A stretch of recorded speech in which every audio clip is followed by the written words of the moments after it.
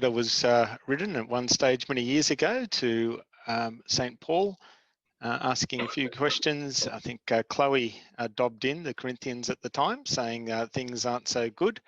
They weren't united, and they were really struggling to have a sense of both being a representative body in the fullest sense of that word, and perhaps being an advisory body. And in his response, he says, I appeal to you that all of you agree and that there be no divisions among you, but that you be united in same mind and same judgment. There is quarrelling among you. Each of you says, I follow Paul, I follow Apollos, I follow Cephas, I follow Christ. Is Christ divided? Was Paul crucified for you, or were you baptized in the name of Paul? So as we come together, we recognize that we are joined just like those early Christians, not immune from that space of division, not immune from that space of quarrelling, but also very much the holy people, the holy ones. We're called to unity, same mind, same judgment, to be one in Christ and one in the Spirit. Loving God, we pray that in this time that we can continue to be open to that call, to be one body, one spirit in Christ, to recognize the richness of the gift of what it means to be representative in the full sense of that word, and what it means to be advisory, and to share our spirit of wisdom in this time together. We make these prayers through Christ our Lord. Amen. So thinking a bit about being advisory and consulting and all those things. So you can see there's what the customer described, and in case you can't read it, so the top left, what the customer described, what got budgeted, what the engineer designed. In the second row, how manufacturing installed it, what marketing advised, what got documented, what the customer finally received, what the customer was billed for, and what the customer actually wanted.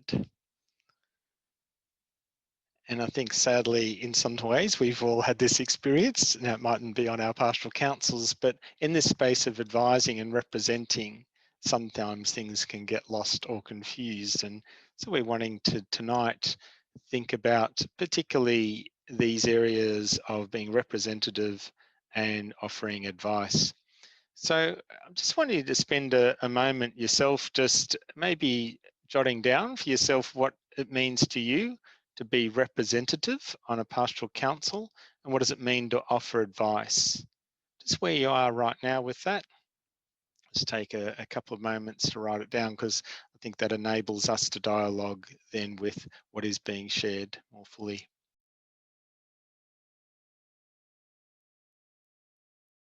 Thank you.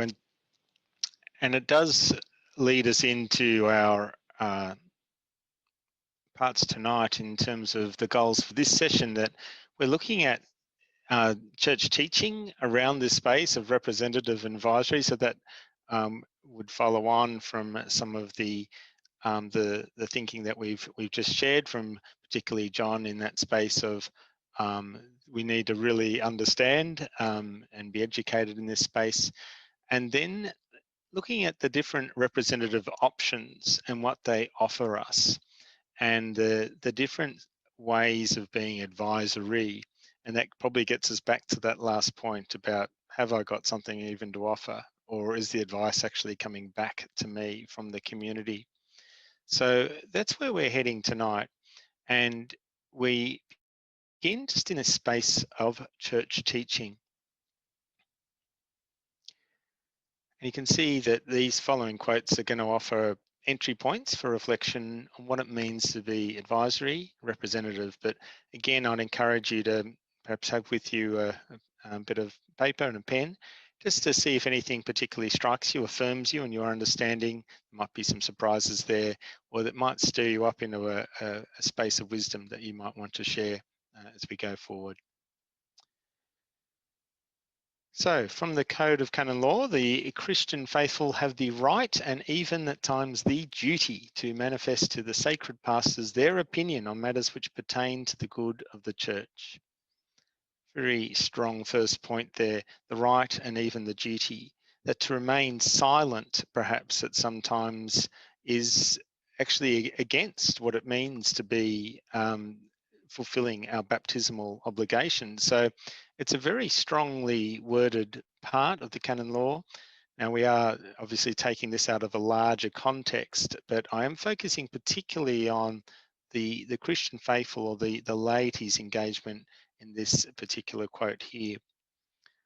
Just pause for a moment there. You might just, something that might particularly strike you, surprise you, stir up something in you that you want to share.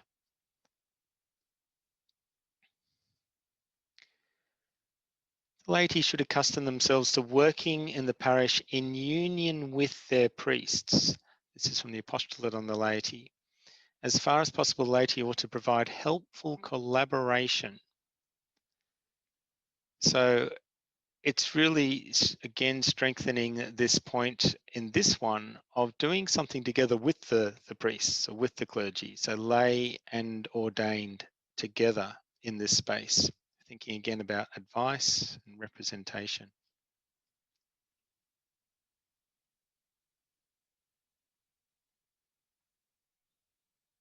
From Lumen Gentium, the Vatican II documents, the entire body of the faithful, anointed as they are by the Holy One, cannot err in matters of belief.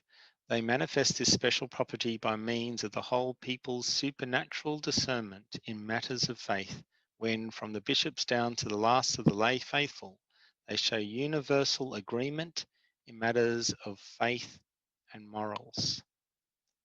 It's a very strong statement here. It comes from the Sensus Fidelium, when the whole body of the faithful, so it's the universal church. I'm not talking about your pastoral council, perhaps you might get it a bit wrong, but there's a sense of still a strength within, there's an echo of this within a diocese, within different bodies, that the more that the whole body of the faithful come together, what is happening there? You can see the strength of what happens because we're united in one body, one spirit.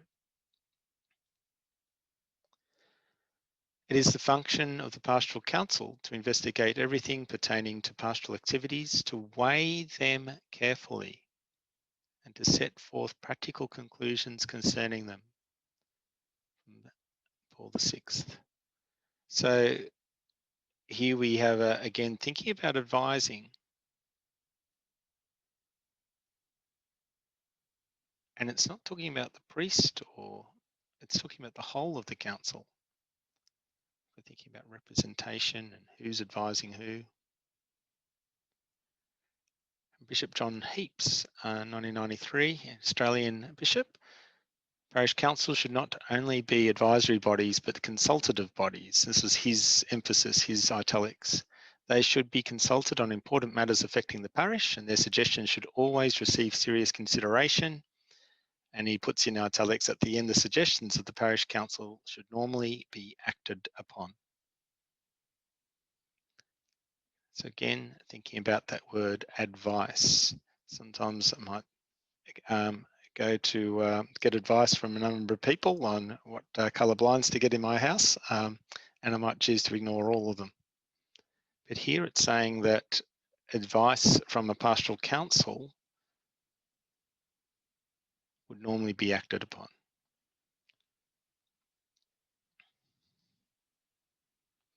And these two quotes are more about the representative function. The members of Christ's faithful assigned to the Pastoral Council are to be selected in such a way that the council truly reflects the entire portion of the people of God. The Code of Canon Law. And from the Parramatta Diocese Guidelines, 8 to 12 appointed parishioners, it suggests there, offer a diversity of age, gender and ethnic origin, representative of the whole parish, not representing a ministry or subgroup. So it's an idea there that it's this representative body, not a body of people representing different roles or wearing different hats. So we could go on. Books are written, of course, on this subject, and we share them in our bibliography with you. And of course, you can share some of your own resources with us. But just to pause here again and take a moment now, just for a minute, just to look over maybe the notes you've made or something that's particularly struck you, thinking about what might have affirmed something in you, maybe a question that arises in you, or some advice or wisdom that you want to offer that may bounce off some of what we've heard.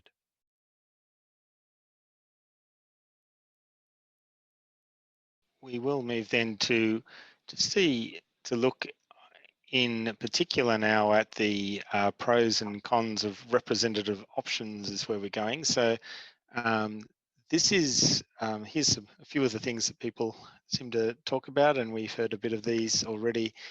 Hard to convince anyone to join.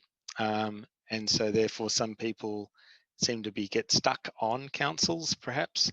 I know how did they get onto the council can come up, and someone's there and we don't know what to do now because there's someone there for all sorts of reasons.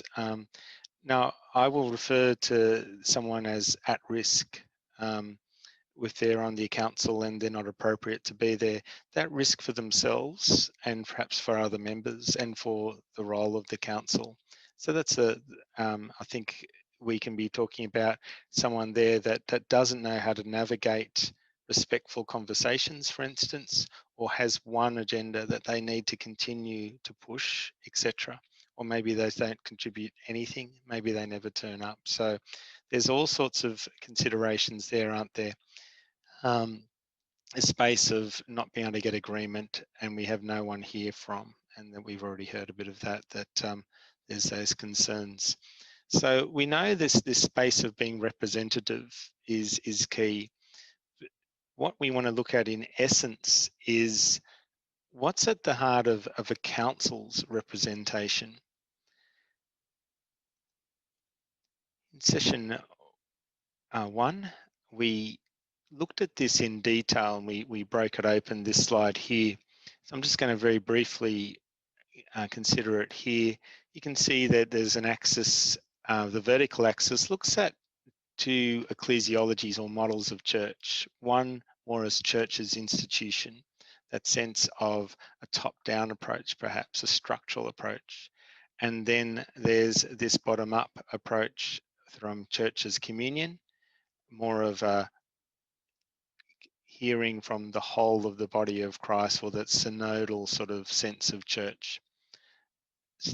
You can see the other horizontal axis, a reflective body versus a doing body. And this creates 4 models of council that we see. Of course, there's a whole spectrum of councils that have evolved over the last 50 years or so since they've been in operation. A think tank for the parish priest in the top left, if it's being more of a top-down approach, where Father is seeking to gather a body of people together to be reflective. Father might also, from a top-down or more church as institution approach, seek to look for a planning body for the community. So this will be a group of people he assembles to do some planning for that will be given to the community. And if then we move down to the bottom half, those more church as communion style approaches, that you see a reflective body operating, and the left-hand side there is a consultative listening body. Sometimes becomes this think tank.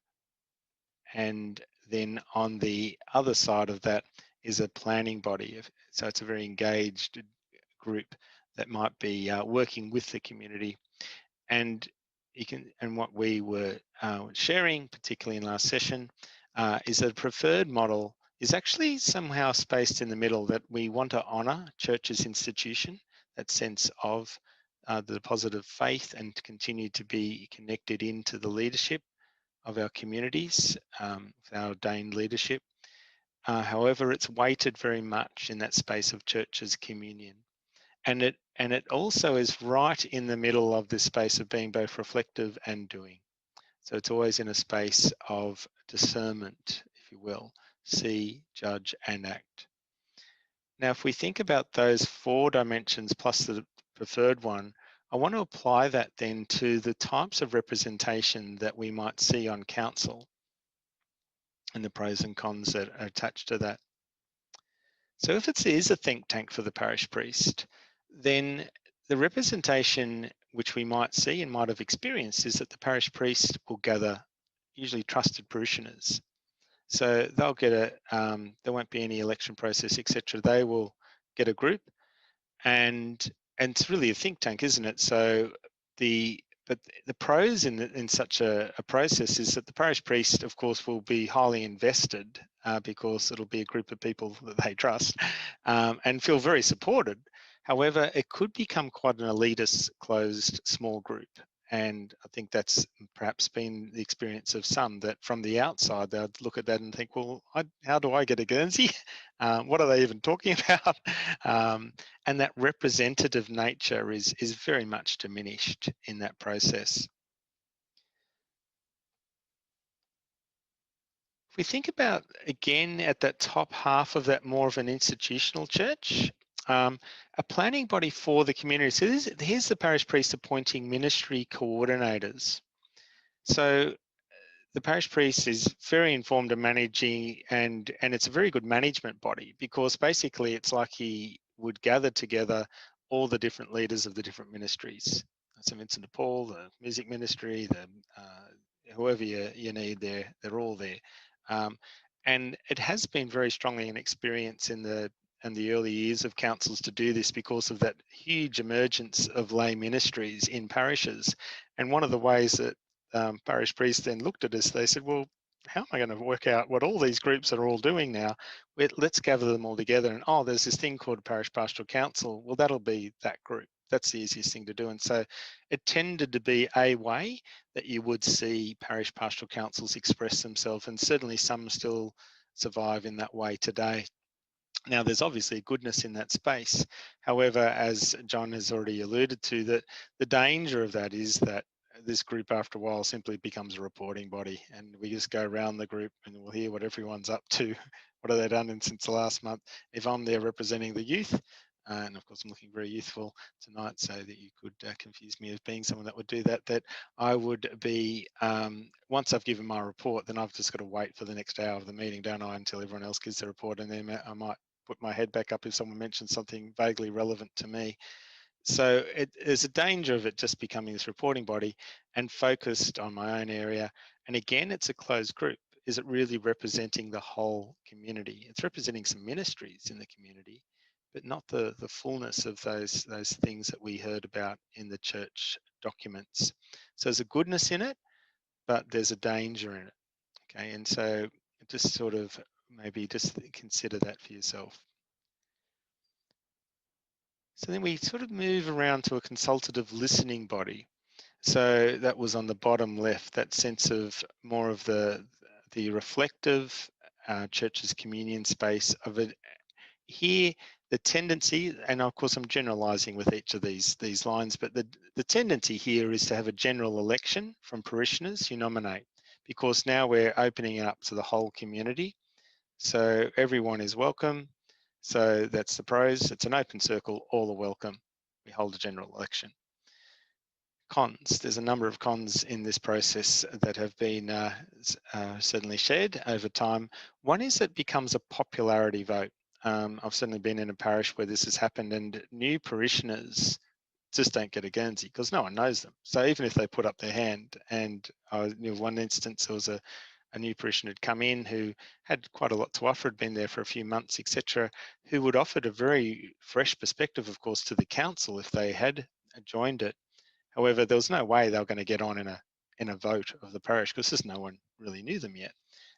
The type of people that do get elected generally, at least in parishes I've seen, tend to be acolytes, maybe school teachers, RECs, so people that people would know and respect and see in public sort of ministries, or have some sort of standing in the parish. And that's a good thing in itself, but there again, there's a concern about, is it weighted towards those that have that type of influence that will get elected? And also, obviously, again, these at-risk parishioners, if you have a very open process, could then be elected in. And it was saying everyone is welcome and it's going to be a popularity vote.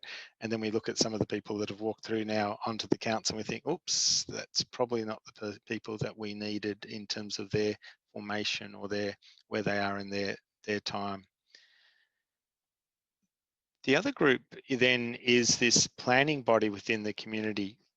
Again, we're being very general in our titles here, where we have some elected and some appointed from ministry groups. So it's a good balance. We try to get that some of the significant groups represented, knowing that they're going to be more of a representing the whole community, and there'll be some maybe drawn in from a general election, however that's done.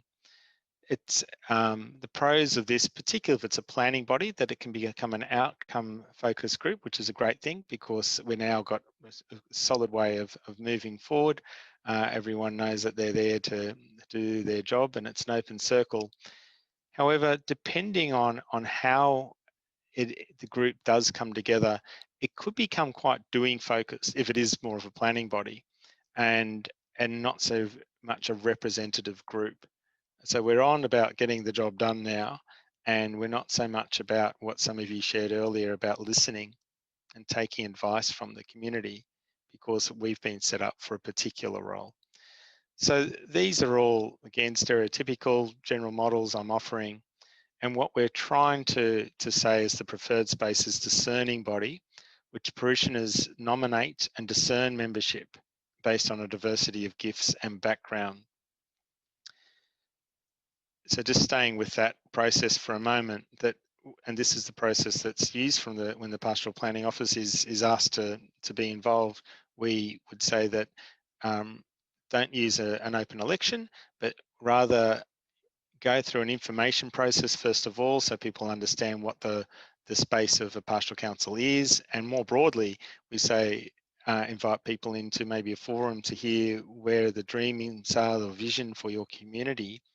And out of that space to say, well, we need a council, we need a body, or to refresh the body now to consider, well, how are we going to move forward in the sense of the mission of our community and who might be called upon at this time.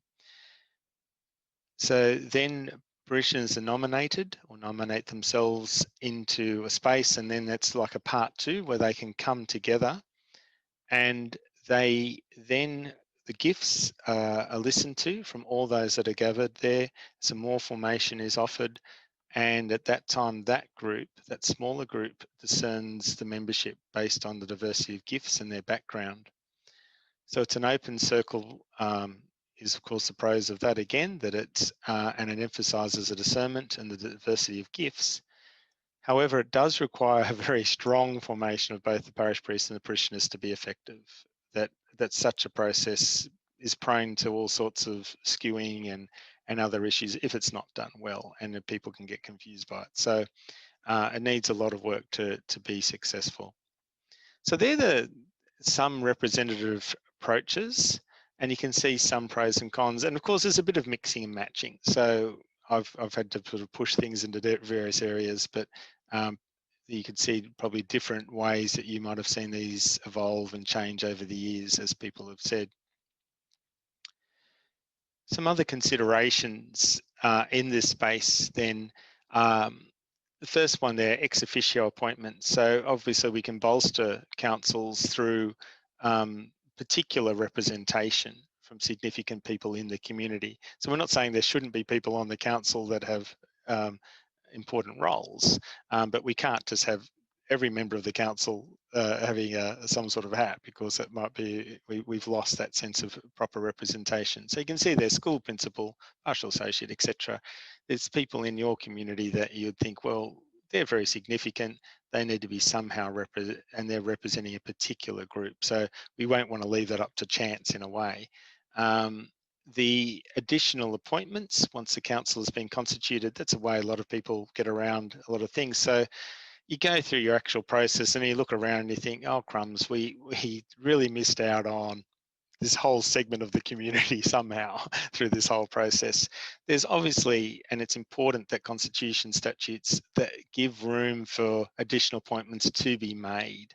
And hopefully it's the council itself can discern that and look around and think, sometimes they've got the diversity of the different backgrounds, genders, etc. But sometimes they say, we haven't got anyone here that's a good people person. So it might be in the space of giftedness even. And so once that there's some sort of gift discernment and looking around the table, you can draw others into the group. Multicultural awareness. This is a very significant space, which is still being very much developed in councils and in all sorts of spaces within church and broader society. Just recognising that different cultural groups have their own understandings and ways of participating in any meeting. And we can't assume that when we say, is everybody happy with that? And people are nodding their heads, depending on what part of the world I'm from, I do that perhaps out of a sign of respect, but I've got no way that I am agreeing at all, but I will nod my head in the meeting because that's what is expected in my culture. I'd have a very different way of communicating my assent if you understood my culture. So that's, and time here isn't tonight to break it into, but there's at least 4 different approaches I'm aware of people. Perhaps the one story I've heard is of it was one of our religious orders, and they were talking about how they in the province, and so they went to a different country from Australia to engage in a meeting, and they had an agenda, and they said, well, item number 1, item number 2, and everyone went, whoa, whoa, whoa, no, we're going to talk.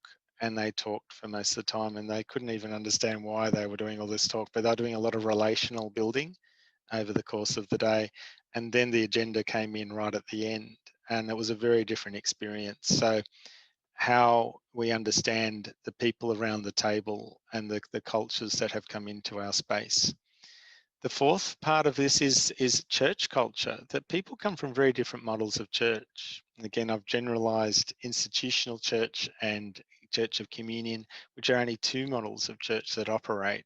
And people come from differential approaches to clergy is one way of saying it. So that from some cultures we put clergy on pedestals, and so if those people move onto a council, again, how do they move into a dynamic, engaging conversation, and what can we be done to sensitively and respectfully perhaps move people's understandings of church and to an agreed space, and that has to be openly discussed sometimes. And the 5th one, I had a bit of fun with this one, but the tokenism trap. And this is where we appoint the youth rep, so to speak, or the youngest person on the council. We turn around saying, oh, so what are young people thinking about today? The one young person that's sitting there, or the one woman that's sitting in the group saying, well, you're a woman, tell us whatever all women think in the church. So when we use the word representative, or we have people there or from a different culture, oh, you're from such and such a culture, so what are those people thinking right now? Okay, well, we can offer perhaps an insight, but we recognise that gets us back to how do we represent. So the other danger there, and of course there's many, but we only choose the young person to go to the youth event, etc. So people get very much typecast or locked into a certain aspect. So just pausing again there. So it's just trying to break this section open a bit through those different models, and to sort of see those different ways of representing and the dangers of falling into different traps. Perhaps the couple of points I particularly emphasise are moving away from the wearing of hats on council to representing the community. In another session, we'll be talking about how we engage with the community, and some of you already alluded to this. So about how we seek community consultation and collaboration with the broader community. But first of all, it's how we establish ourselves as a council itself, how we actually put ourselves together before we can even go out to do some of that representation. So how do we look around the group before we even move out to do some of those strategies for connecting? So we're going to pause again there.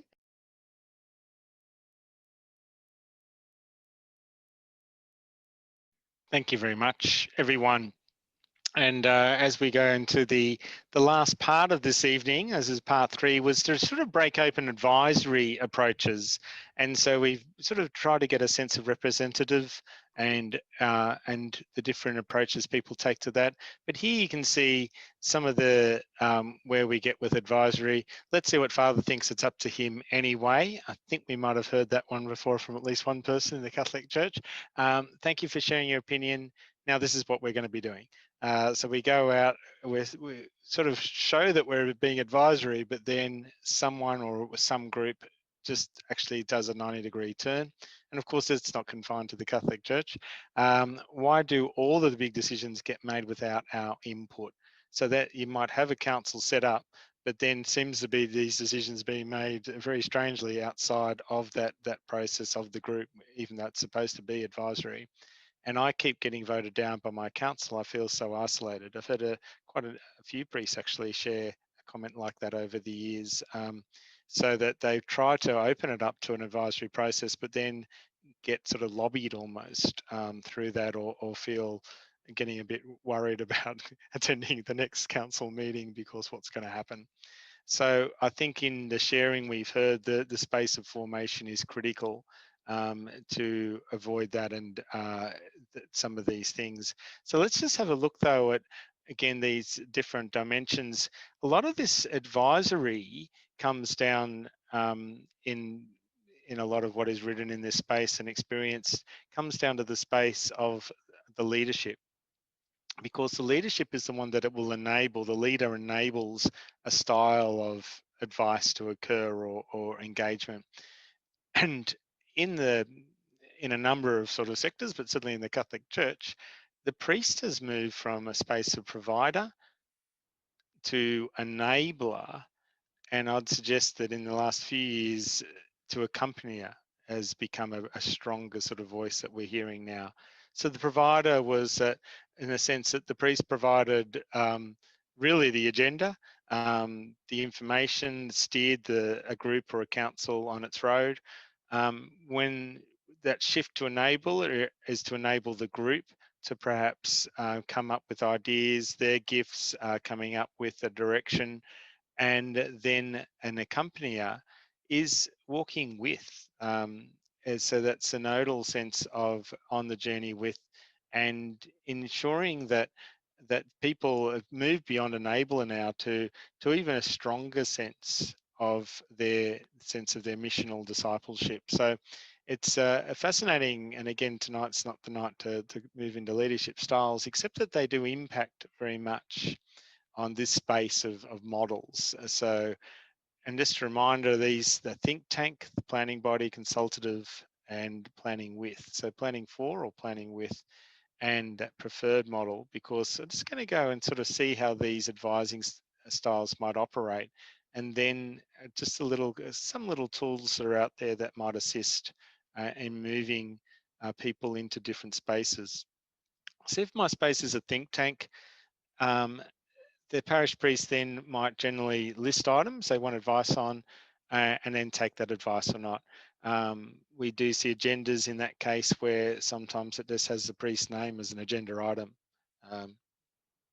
Father, and then we don't even know what the items are until we get to the meeting. Then he might talk for 20, 30 minutes through certain items that he wants us all to hear about, and then he may or may not seek advice and take advice. That's just the way some councils operate and have operated. The planning body for the community, again, more in that institutional space of church.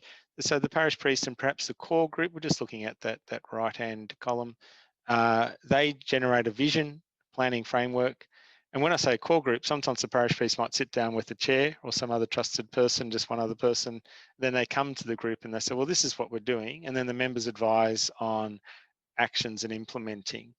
And the priest signs off. So it's a very functional group, and then you're just really confined to developing some actions or extra sort of flesh on the bones of something which the priest has developed for you. So that's in that space of provider. And it's been very important at stages of the church's history that the parish priest has had that role. But as we know, this movement to enabler has been in the space of the consultative listening body. Here, members will generate the items and engage in strong formation, and that's getting back to what Helen's point about the need to strong and ongoing formation and moving back to the deposit of faith all the time in the meetings, and out of that, general advice and discussion can happen. And the priest tends to be one person around the table joining in the discussion and being formed along with the members. Now, in my general model here, you notice that not much happens beyond this very rich dynamic of a conversation, which can lead to very good things still happening in the parish. And then the other tendency is the doing body in that council facilitates the development of a mission, a vision and a plan with strong community consultation. And we've said about the cons of that, of course, maybe too doing, but the richness of it, and this is perhaps to John's point earlier, was the sense of if you're developing these plans and what Margaret's saying, this is really good to be doing in strong consultation. The risk, though, is that we're losing that discerning space. So this is straight from the guidelines in Parramatta. The discerning, that is through shared formation, attentiveness to church and the world, formulating pastoral goals to further the mission of Christ in their local context. And that word world there means both parishioners, so we're engaging them in the process, but also moving beyond the parish to people in our local area, whether it be the LGA, the local government, or other sectors that might be operating within our local area. And that's where we start to move to develop our mission. So there again just shows the different ways that advice can occur depending on our model. Very quickly on these couple of slides here, and then we'll have a bit of time for some open discussion. This one's just pulled out of this book here. I've sort of stuck it on the left there, Recreating the Parish. Look, I might put it up on screen when I drop the sharing screen down. Recreating the Parish, it's a bit of a guide that certainly I've used over many years, but one of the pages there talks about the varying degrees of authority exercised by leaders, just reading at the top, and the freedom available for group members when making decisions. And it's an actual activity that you could use in any group. So you can place an X on the line for the present interaction where you think that is, and an O for your preferred space. And then you can have a little discussion, and seek agreement as a group if there's a desire to move from one space to another, or determine what changes or commitments might be necessary for that to happen. So you can see there that there's the leader in the models that I shared on the previous page. If the authority of the leader is strong, they might drive most of the meeting and be telling everyone, well, this is what we're doing, any comments, any comments. And of course, if we swing all the way to the right-hand side, the leader or the chair or whoever is sitting back, and it can also almost become a free-for-all, can't it? The conversation might get too strong, and we can't actually get any decisions. So it can be a useful guide, but you can see underneath where it's trying to take us through from that telling, selling, testing, consulting, facilitating, joining. It's one model among many that can be used. I quite like this one though. I think it's quite gentle. I'll leave you just to read for a moment what's underneath each of those headings. Oh, I might read it out loud depending on your device. So telling, leader makes decision and announces it to the group is on the left-hand side. Selling, leader makes a decision and sells it to the group. Testing, leader presents a tentative decision and invites questions from the group and then decides. Consulting, and this is when the I think pendulum starts to move to enabler, so that the leader presents a problem to the group, gets suggestions and makes a decision, but the driving still comes from the leader. Facilitating, the leader sets a tone and then provides an environment, and the leader and the group together come to a decision. And this is when things might arise from the group and not just from the leader as well there. And then joining, the leader gives up the leadership role and the group makes the decision with no designated leader. So it's a very broad sort of definition, and that can work better or for worse depending on the formation of the group, as we said earlier. So I quite enjoy that, and again, it's a slide that you can use, but there's many others, and I'd be love to hear from you if you've got different activities that can use that might start both identifying for the group in a respectful way, where are we in terms of our process for advising in this group, and where might we want to move to, and how might we go about that then? This space here finally is from Lachlan Sofield and Carol Giuliano, and it talks very much about moving from, again, from provider space to an enabler.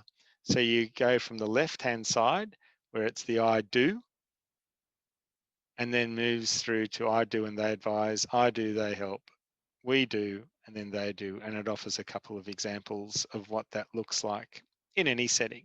But obviously it could be, you think about how that you could apply this to a pastoral council. I think this too is just useful as a sheet to put in front of the group and use as a bit of formation one session and sort of say, well, where do we all fit in this, both for ourselves around the table here as council, and then perhaps as we're engaging with the community. So just give you a moment to read that.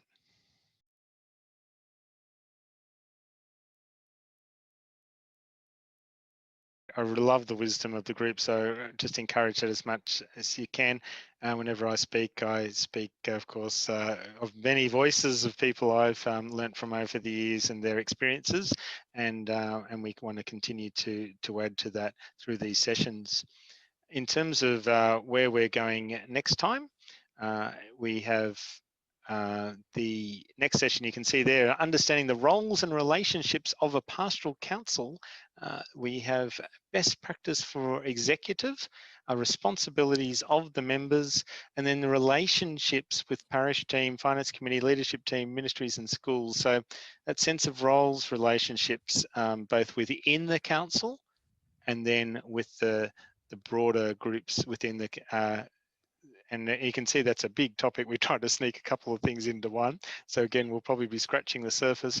What we do ask for though, if you've got a good model or experience, particularly in this topic, or you might look down the track at over the next few sessions and say, yeah, we do that well. And so we would like other people too to share that experience perhaps as part of these sessions. So get in touch with us and we would love to hear from you. Otherwise, you're stuck with Lisa and I sharing from the front, and then we'll happy to do that though. So that's the Tuesday, the 26th of May. Oh, it's Wednesday. I got the day wrong. Sorry, Wednesday, the 26th of May. Don't believe anything you see on a screen. We are recording these sessions, and the previous ones are available as well. So the whole previous one we've just had. So you can see there on our website, thewell.org.au. It's a digital platform on the Diocese of Parramatta. So you'll see there, Serving Christ Mission, session 1, Embodying Synodality. That was the session that we ran in, we were in April, so it would have been March, we ran that session. So you can go to that website and you can press play, and that's available. You can use this for your own parish councils. And those of you who attended last month, you can share what you learnt there and share this with your council. So these are also, these are great for formation. So as the months go on, this one, when we edit it, will be on this website as well. So as we grow over the next couple of months and record these sessions, they'll all be available on that website as well. Thank you everybody for joining us this evening. We wish you a wonderful rest and a refreshing end of the week. And we look forward to sharing with you again next month. Please do invite other councils, other people you know, or take this back to your own councils. We'd love you to share this information as well. But thank you everybody, and we will see you next month, hopefully.